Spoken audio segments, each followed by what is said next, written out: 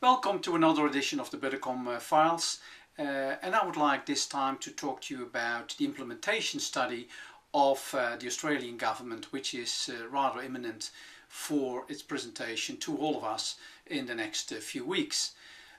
When we go back to the National Broadband Plan as it was launched by the government clearly indicated that it would need an implementation plan to actually study what the business models are, what the financial models are, and how actually to make this all work. And since that time they've worked, a group of experts have worked on the implementation study that has been finalized, and the government has indicated it will deliver that in the next 2 to 3 weeks. I think what's important that we need to see in the implementation plan is obviously, how are we going to use this network? What's the demarcation line between government strategies and on the other side the NBN co as the plumbers, as they call themselves, the plumbers of the fiber to the home network.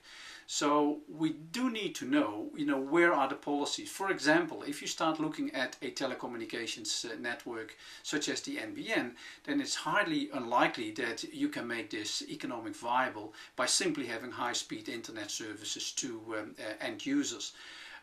If we look, for example, at the Fios fiber to the home service in America, they've stopped rolling that out because if you build it simply on that sort of services, it costs far too much and the majority of the customers are not interested.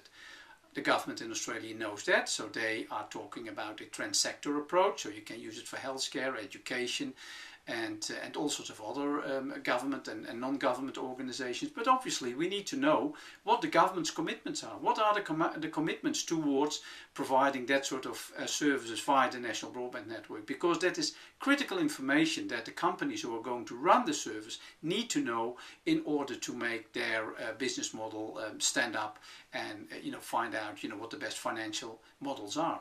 You can deliver in a structurally separated way a utilities-based infrastructure, which of course could stimulate the development of these services from the other sectors over that shared network. And that would of course greatly reduce the overall cost of the infrastructure and would make it easier to also bring commercial models onto the network once you don't have to pay for the full infrastructure, but actually pay for your shared element of that infrastructure. So that's a very important point.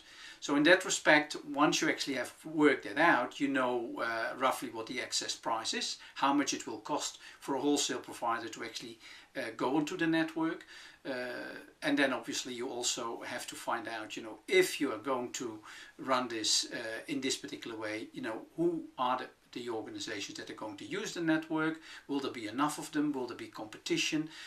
And if there is enough competition, obviously that would be fantastic. If there's not enough competition, how are you going to ensure that the new sort of environment is not misused if you only have 1 or 2 national retail players on the National Broadband Network? You just create another duopoly, and obviously that's not what we wanted. All of that will be revealed or should be revealed in the implementation plan. Other elements that need to be clarified is the regional broadband rollout. What's the vision there? My opinion has been that we have to use wireless broadband to actually stimulate in a much faster way broadband in regional Australia. They shouldn't have to wait 5 to 10 years. We can use wireless broadband, and that typically is a demarcation line between NBN co and the government. NBN co wants to put it into the overall context of its plan, very understandable, but on the other side there are political elements. We need broadband in regional Australia fast. Other elements include, the ONT, the optical network terminator. That is basically the box that links you to the network, that links the house or the premises to the network. That is going to be outside. Okay, fine, so be it. How are we going to get the services inside? Again, the government will have to clarify how that's going to happen. Lots of people will say, leave it to us, we'll bring it inside ourselves, but I would think that 50% of the population will not be prepared to do that. It will either cost too much or they simply don't have the inclination to do so. So how are we going to handle that? So these are some of the points that I think that the implementation study should bring to the fore, should explain to all of us, which will make it easier for us to make the business plan and to see if the elements of the National Broadband Network are really standing up to the promises that the government has made in the past.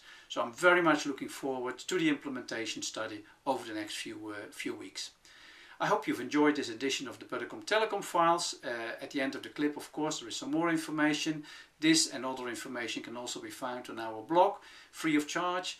But also we have extensive reports on the NBN and developments around the world. Thank you very much for listening. See you next time.